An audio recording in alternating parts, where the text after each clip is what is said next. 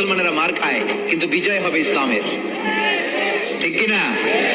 Samuel Huntington একটা বই লিখেছে, দ্য ক্ল্যাশেস অফ সিভিলাইজেশন, সভ্যতার সংঘাত। সেখানে তিনি দেখিয়েছেন এই সভ্যতা, ওই সভ্যতা, ওই সভ্যতা। তিনি বলেছেন পৃথিবীতে অনেক সভ্যতা এসেছে, চলে গিয়েছে, অনেক ধর্ম জেগে উঠেছে, থেমে গিয়েছে। সর্বশেষ এসে গবেষণা করে বলেছে, সর্বশেষ এমন একটা ধর্ম ডমিনেট করবে যেটা এমন ভাবে দাঁড়াবে গোটা বিশ্বের সব রাজকীয় মসনদ গুলোকে চুরমার করে তার পতাকা গাড়বে, আর এই পতাকার মধ্যে লেখা থাকবে লা ইলাহা ইল্লাল্লাহ মুহাম্মাদুর রাসূলুল্লাহ। এই ইসলামের বিজয়, এটাকে আর কেউ থামায় রাখতে পারবে না। জোরে কোন ঠিক কিনা? গোটা বিশ্বে সবচেয়ে বেশি নির্যাতিত মুসলমানেরা, ঠিক কিনা? কাশ্মীরে মাইর খায় কে? মুসলমান। ফিলিস্তিনে মাইর খায়, ইরাকে মার খায়, তারপরে মায়ানমারে মার খায়, বাংলাদেশেও মার খায়, চীনের উইঘরে মার খায়, গোটা বিশ্বে মুসলমানেরা মার খায়। কিন্তু সব ধর্মের লোকেরা তাদের ধর্ম রেখে দিয়ে ইসলাম ধর্মের ভেতরে ঢুকে যাচ্ছে। সুবহানাল্লাহ। ইউরোপ আমেরিকাতে এর ধারাবাহিকতা বাড়ছে, প্রতিনিয়ত কালিমা পড়ে লোকজন মুসলমান হচ্ছে। যুবক যুবক ছেলেরা এখন টাকটুর নিচে আর কাপড় পরে না, উপরে কাপড় পরে। তারা দাঁড়িয়ে দাঁড়িয়ে দাড়ি রাখা, টাকটুর উপরে কাপড়, ছোট্ট কোরআনের কপি নিয়ে আর গেঞ্জি পরে দাঁড়ায়। গেঞ্জির পিছনে লেখা থাকে মোহাম্মদ, MUHAMMAD। কি হয়? মোহাম্মদ। তাদের পিছনে, সবার গেঞ্জির পিছনে মোহাম্মদ দেখে খ্রিস্টানদের এই নাম মুখস্থ হয়ে গেছে। খোদ ইউরোপে নাকি বর্তমানে সবচেয়ে জনপ্রিয় নামের তালিকায় রয়েছে মোহাম্মদ। সবচেয়ে জনপ্রিয় ফেমাস নামের তালিকায় এখন ইউরোপে খোদ খ্রিস্টানদের রাজ্যে মোহাম্মদ নামটা সবচেয়ে জনপ্রিয় হয়েছে। গেঞ্জির পিছনে মোহাম্মদ নাম দেখে তাদের কৌতূহল। ঘটনা কি? এই ছেলেরা ভালো ভালো কাজ করে, রাস্তায় ময়লা থাকে, ময়লা ক্লিন করে, কিন্তু কারোর সাথে কথাবার্তা বলে না। গেঞ্জির পিছনে লেখা মোহাম্মদ। তারা বাড়িতে যে গুগল সার্চ ইঞ্জিনে লেখে যে দেখি তো এটা কি, MUHAMMAD। ইন্টারনেটে গুগল সার্চে যখন তারা মোহাম্মদ লেখে, তখন ইন্টারনেটে বিষ্ণু ঈসা ইসলামের জীবনী চলে আসে। তারা অবাক হয়ে জীবনী পড়তে থাকে। অনেকে পড়তে পড়তে চোখের পানি ছেড়ে অস্ত্র বিসর্জন করে। যাদের নসিব ভালো, অনেকে কালিমা পড়ে মুসলমান হয়ে যায়। ইউরোপে যদি এরকম গণজোয়ার তৈরি হয়, তাহলে এটাই প্রমাণ করে ইসলামের বিজয়কে কোনো অপশক্তি ঠেকিয়ে রাখতে পারবে না। খ্রিস্টানরা যেখানে যে নামাজ পড়ে, ওটারে কি বলে জানেন? গির্জা।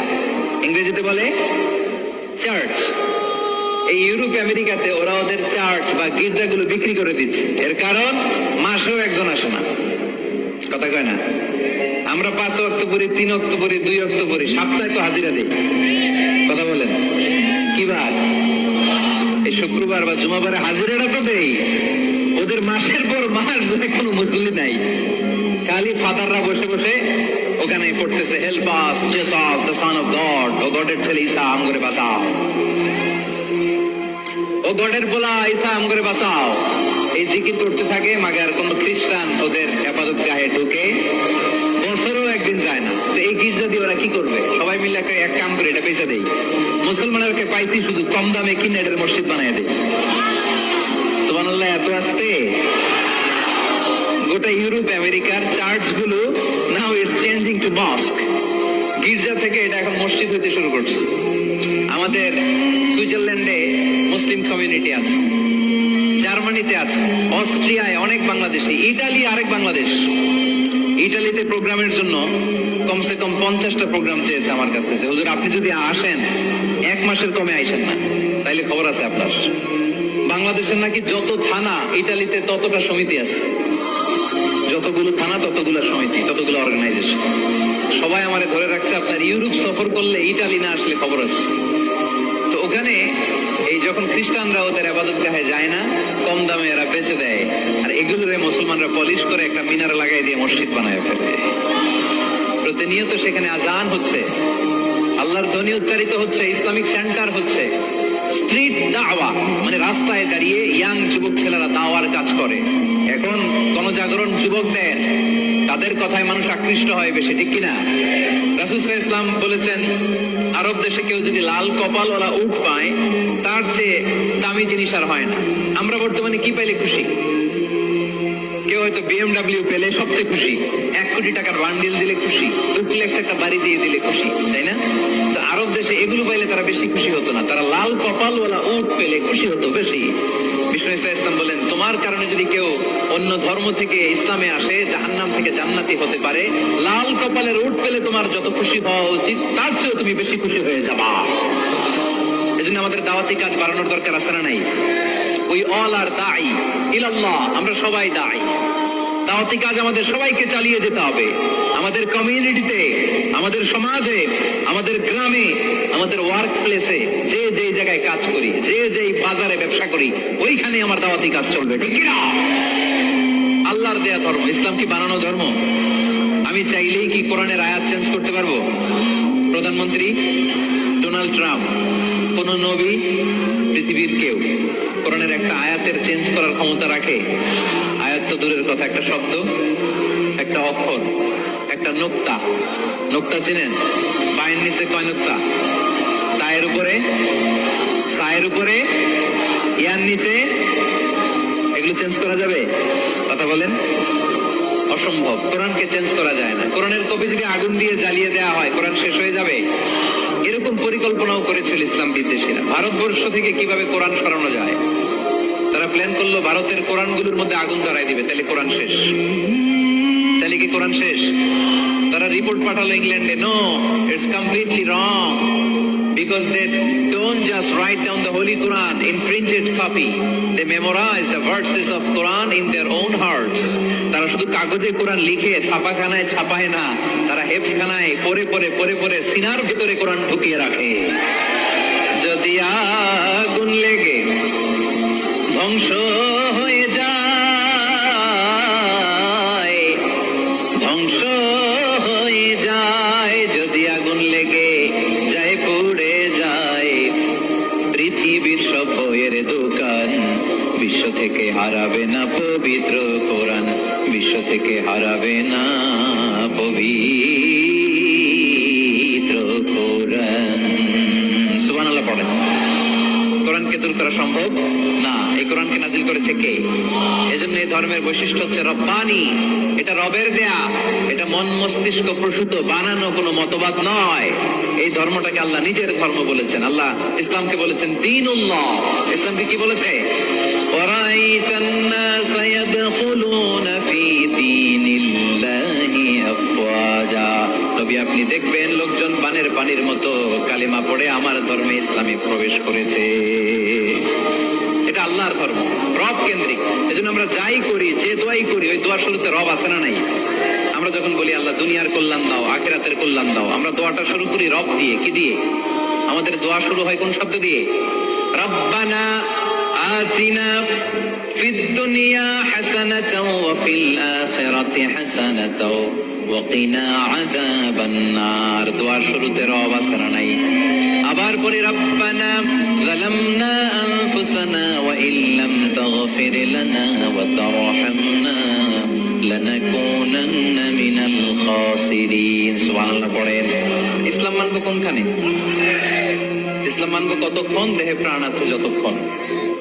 ফ্যামিলিতে, সমাজে বাস্তবায়ন করতে হবে, তা না হলে পরিবর্তন আসবে না। আমরা পরিবর্তন চাই। We need change, we have to change, we like change. আমরা এই গুণে ধরা সমাজকে কোরআন দিয়ে পরিবর্তন করে দিতে চাই। আমরা বিপ্লবের অংশীদার হতে চাই। আমরা অনাচার মুক্ত সুন্দর সমাজ চাই। সেজন্য কথাগুলি, মেসেজগুলো ধারণ করতে হবে, বলতে হবে, শেয়ার করতে হবে, বলতে হবে, শেয়ার করতে হবে, হজম করতে হবে, জীবনে আমল করতে হবে, ঠিক কিনা? তো এইভাবে এই মেসেজগুলো ধারণ করতে হবে, লালন করতে হবে। এবং কোন জায়গায় ভুল করতে চাইলেই আল্লাহর ভয়ে থেমে যেতে হবে, অন্যায় করা যাবে না। কারণ আমি ওয়াদা দিয়েছি, ইসলাম মানবো কোনখানে?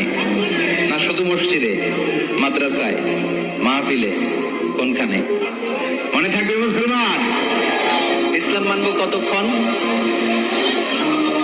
পেটে ব্যথা যতক্ষণ। যতক্ষণ পেটে ব্যথা তখন আল্লাহরে ডাকে। পেট ব্যথা নাই, আল্লাহ নাই, এরকম ডাকাইতেছে না? নাই না। সুস্থ অবস্থায় ইসলাম মানবো, অসুস্থ অবস্থায়ও, দুঃখের দিনেও মানবো, সুখের দিনেও। তাহলে আওয়াজ করে বলেন, ইসলাম মানবো কতক্ষণ? দেহে প্রাণ থাকে যতক্ষণ, ঠিক কিনা?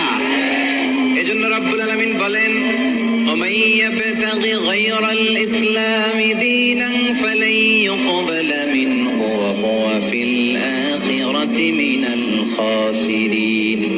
ইসলাম ছাড়া অন্য কোথাও যে শান্তি তালাশ করে, ইসলাম ছাড়া অন্য কোন ধর্ম যে তালাশ করে, তার কোনো কিছুই আল্লাহ কবুল করবে না। আর আখিরাতে লোকটা হবে হায় হায় কোম্পানির ম্যানেজার। কি কোম্পানি?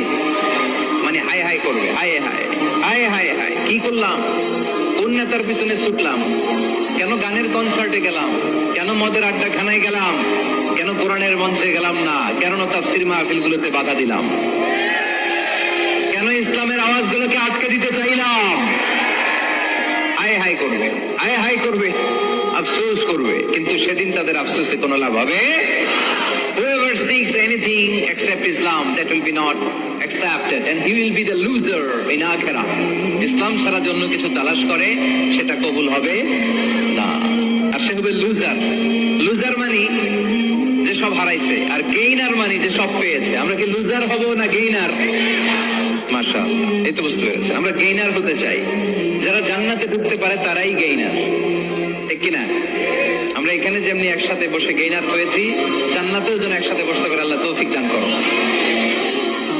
তাহলে ইসলাম ছাড়া অন্য কিছু মানি না, বলেন ইসলাম ছাড়া অন্য কিছু মানি না, মানবো না। নাহনু কওমুন আ'আযানাল্লাহু বিল ইসলাম, আমরা তো এমন জাতি যে জাতিকে আল্লাহ ইসলাম দিয়ে সম্মান দিয়েছে। ফাইন ইবতাগাইনাল ইজ্জাতা বিগাইরিহি আযাল্লানাল্লাহ, ইসলাম ছাড়া অন্য কোথাও যদি আমরা সম্মান তালাশ করি, আমাদেরকে অপমান করবে কে? আমাদের সম্মান তাহলে কোন জায়গায়? ইসলামে। বুক ফুলিয়ে সব জায়গায় বলা যাবে আমি মুসলমান। পৃথিবীর যেই দেশেই যান, যে কোনো জায়গায় দাঁড়ান না কেন, বুক ফুলিয়ে বলতে হবে I M A Muslim, I proud of it, আমি মুসলমান, আমার ধর্মের নাম কি? ইসলাম।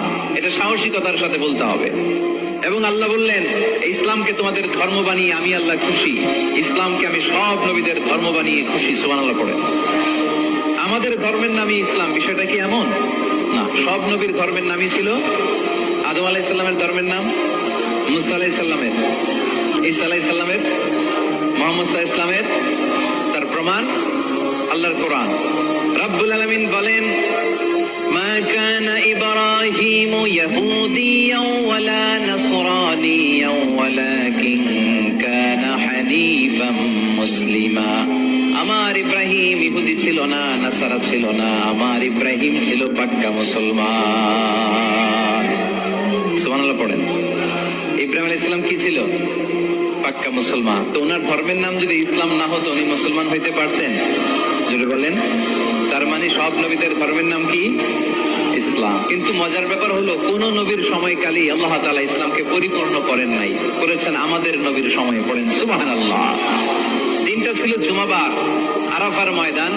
বিশ্বনবী ভাষণ দিচ্ছেন, ইন দ্য মিন টাইম আল্লাহ তাআলা কালামুল্লাহ মাজিদের আয়াত নাযিল করলেন। আল ইয়াউমা আকমালতু লাকুম দীনাকুম ওয়া আতমামতু আলাইকুম নি'মাতি ওয়া রাদিতু লাকুমুল ইসলাম দীনা।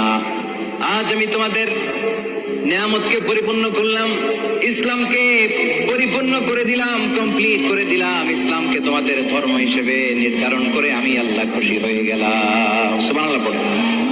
ইসলামকে আমাদের ধর্ম বানিয়ে খুশি কে? কিন্তু আমরা তো খুশি না। আমরা খুশি? কথা বলেন। আপনারা যে খুশি এটাও জোরে করতে পারলেন না। ইসলামকে ধর্ম হিসেবে পেয়ে আমরা খুশি না বেজার? আমরা খুশি। প্রত্যেক নামাজ শেষে কিন্তু এই ঘোষণাটা দেই, অর্থ বুঝি না তাই বুঝতে পারি না। আমরা বলি প্রত্যেক নামাজের পরে রাদিতু বিল্লাহি রাব্বা ওয়া বিল ইসলামি দীনা ওয়া বি মুহাম্মাদিন রাসূলা। আল্লাহ তোমারে রব হিসেবে পেয়ে আমরা খুশি, নবীকে আমাদের নবী হিসেবে পেয়ে খুশি, মুহাম্মদ সাল্লাল্লাহু আলাইহি ওয়াসাল্লামকে, আর ইসলামকে ধর্ম হিসেবে পেয়ে আমরা খুশি। চিল্লায় পড়েন সুবহানাল্লাহ। আল্লাহ নিজেই ঘোষণা দিয়েছেন তোমরা খুশি হও আর না হও, আমি ইসলামের বিজয়কে পৃথিবী